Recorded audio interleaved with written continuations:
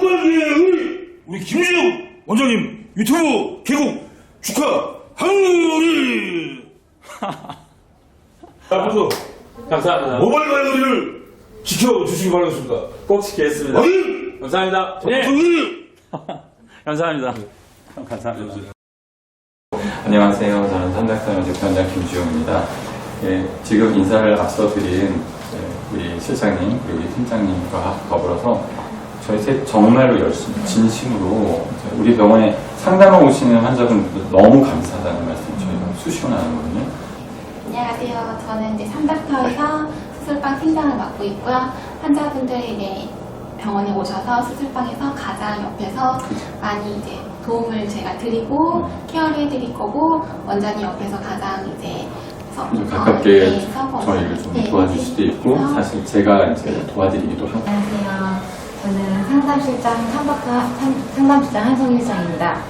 저는 일단은 상담이 주로 이제 아무래도 하다 보니까 수술하시면서 많이 좀 걱정되시고 아무래도 고민이 되게 많으시거든요. 그래서 고민 많으신 분들 마음을 이제 조금 많이 헤아려주고 또 깊이까지 좀 더 알아드리려고 노력하고. 그건 좀 노력이. 네. 많이 노력. 네. 이번에는 무엇에 대해서 얘기해 볼까요? 뭐 한송희 실장이나 유건 실장 뭐 얘기하고 싶은 주제가 있으면 한번 얘기해 보세요. 수술하고 나서 네. 주의사항에 대해서 많이 궁금해하시잖아요. 관리하는데 수술 후 준비사항 관리. 일상생활 가능한지. 일상생활 가능한지 사실 네, 그렇죠. 근데 수술 후 주의사항, 일단 수술에 대해서 제일 궁금해하시는 거는 수술 후에 얼마 후에 일상생활을 할 수 있느냐를 제일 궁금해하시더라고요. 근데 그거는 기준은 수술이 아니라 수술자 그러니까 당사자라고 생각을 하거든요. 왜냐하면 자기에게 물리적으로 뭐 통증 때문에 혹은 어떤 티가 나는 것 때문에 개인이 뭐 못하겠다 그러면은 열흘 동안 쉬어야 돼요. 열흘 동안 쉬어야 되는 이유는 아시다시피 수술을 하면은 채취 부위는 절개는 전혀 티가 안 나지만 비절개 같은 경우는 뭐 한 3,500번 넘어 완전 삭발을 하거든요. 그건 이 머리카락이 어느 정도 자라서 그 뚫어낸 구멍이 가려지는데 한 열흘 정도가 필요하죠. 그러면 뒤는 열흘 최대. 이식한 데가 하나하나 딱지가 남는데 그 딱지가 없어지는데도 대략 열흘째죠. 그러니까는 어느 누구도 내가 수술한 거를 몰라야 된다 그러면은 최소 10일이 필요합니다. 그래서 이제 심지어 뒤에 비절개로 완전 삭발을 해서 채취를 했는데 머리카락이 자라는 속도가 느리다 그러면은 뭐 2주가 필요할 수도 있습니다. 그래서 만약에 타인 기준이면 열흘에서 2주. 근데 나 자신 기준이면 바로 그 다음날부터 그냥 일상생활을 합니다. 사실 그거는 우리가 어른이기 때문에 뭐 통증이 생겨도 우리가 뭐 두통, 복통, 뭐 치통 생겨도 사실 진통제 먹으면서 다 일하지. 내가 오늘 저 회사 못 나가요. 왜요? 제가 두통이 이건 잘리는 거죠. 이건 나는 회사 안 나가겠다는 거죠. 사실은 그런 것처럼 모발 이식을 했을 때 그 통증의 정도가 그 정도 이상 아닙니다. 사실 절개 채취 부위의 통증을 제일 염려하시는데 사실 그 당일날 저녁이 좀 진통제 드시더라도 조금 욱신거림이 있고 이틀 지나면 뚝 반, 3일째 되면 3일 지나서 절개 부위가 아프시다는 분 거의 못 봤거든요. 그래서 자기 기준으로 하면은 네, 그 다음부터 일상생활을 할 수 있죠. 그러나 다만 비절개로 3,500모 이상을 해서 완전 삭발로 채취를 했을 경우에는 뒤가 이제 우리 옛날 70년대 중학생처럼 완전 삭발이 되어 있는데 그 심지어 거기에 수천 개 구멍이 핏기 어린 구멍이 있다 보니까 일상생활 완전 복귀는 좀 부담이 될 수 있고 그 다음에 이제 모자를 쓰면 되지 않느냐 말씀을 하시는데 저는 모자는 반대합니다. 사실 외국 병원 같은 경우는 이렇게 워낙에 스킨헤드들이 많으시니까 원래 짧게 자르고 오시면 이렇게 비닐을 씌워서 가신다고도 하는데 제가 우리 환자분들께 말씀을 드릴 때는 아니 어느 동영상 보니까 유튜브 뭐 외국에서는 모자도 씌워주는데 여기는 나 이대로 나가라고요? 그래서 화를 내시는 분들이 있는데 제가 뭐라고 말씀드리면 우리 환자분 저희는 가능하면 A를 노립니다. A를 노리면 B가 나오는데 대충 패스만 C 노리면 F 나와서 낙제하지 않습니까? 이렇게 얘기하는 것처럼 비닐을 쓰면 어떤 분들은 그 비닐을 써서 압력 때문에 이식한 모발이 이렇게 쑥 밀고 나오거든요.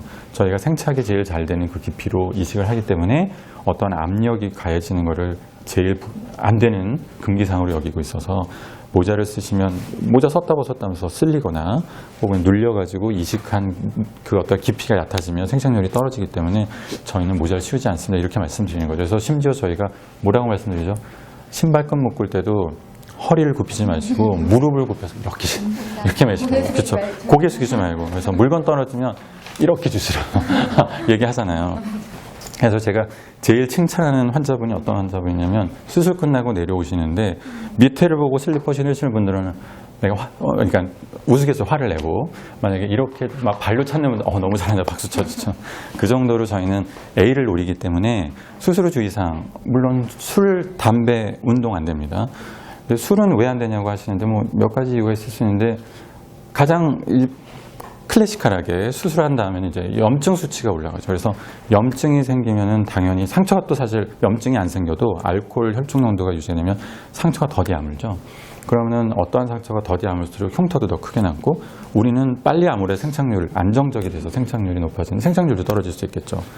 그런데 그보다 제가 경험한 거는 술을 마시고 한 잔만 마시면 사실 뭐 아주 뭐 위험하진 않은데 뭐 주거니 받거니 하다가 뭐 4-5잔 마시고 취하면 수술한 지 얼마 안 되면 무지하게 간지럽고 후끈후끈하거든요. 그러니까 술김에 막 긁어요. 막 긁고 막 이렇게 긁어도 뭐 피 주르륵 흘러내리는 저 실제 봤던 환자고요. 아니면 친구가 이제 거하게 취하면 까실까실하죠. 그렇죠. 그러면서 야 너 모발이 식했다며 뭐 이러면서 야 까칠까칠하다 근데 너 왜 피가 나냐 이러면은 이제 다 뽑힌 거죠. 그럼 생착 안 되는 거죠. 그래서 당연한 이유 외에 모발 이식 파트는 조금 더 좀 더 예외적인 경우가 있다면 만지는 거, 긁는 거, 간지러워서 뭐 열나서 긁다가 이식한 거 다 없어진 경우도 봤고요. 심지어 아주 이례적이지만 조기 축구를 하시는 분인데 절개를 하셨는데 열흘째 실밥 제거를 했단 말이죠. 근데 그 다음날 헤딩하다가 다 터져서 오신 분이 있었잖아요. 그래서 어떤 분들 보시죠. 열흘째 딱지 떼고 실밥 제거하니까 저 오늘부터 술 마셔도 되죠. 담배 펴도 되죠. 운동해도 되죠. 이왕 좀 멈추신 거 가능한 한 늦게 시작하실수록 예우는 더 좋다 이렇게 말씀드립니다. 그래서 사실 건드리는 게 제일 안 좋긴 한데 또 오해하시는 게 뭐냐면 열흘째 오셔가지고 저한테 이식 부위를 보여주시는 거예요. 그래서 괜찮은가요? 그래서 저는 사실 지금 안 봐도 돼요. 그래서 왜냐하면 생착이 된다는 건 밑에 모낭의 혈관이 연결이 되는 건데 우리 환자분들은 자기가 만졌다고 생각을 한 거죠. 그래서 불안해서 선생님 잘 봐주세요. 괜찮죠? 괜찮죠? 그래서 지금 머리카락은 두피에 붙여 있는데 그건 위고 생착은 피부가 연결되는 것 이전에 처음 3일 동안 밑에 혈관이 모낭에 새롭게 연결되는 게 생착인데 위에 지금 머리카락이 보인다, 이식한 머리카락이 보인다고 해도 밑에 혈관이 연결되지 않으면 생착이 안 된 거라 빠졌다가 자라질 않습니다. 그래서 지금은 저희가 알 수가 없습니다. 그러나 서로 양심적으로 제가 수술을 잘 해드렸고 우리 환자분이 열흘 동안의 그냥 유지 기간 동안 잘 유지를 하셨다면 결과에 대해서는 걱정하실 필요가 없습니다라고 말씀드리는 거죠. 그래서 아주 뭐 가장 기본적으로 건드리지 마시고 술, 담배, 운동하지 않으시고 특히 주무실 때 그건 무의식이잖아요.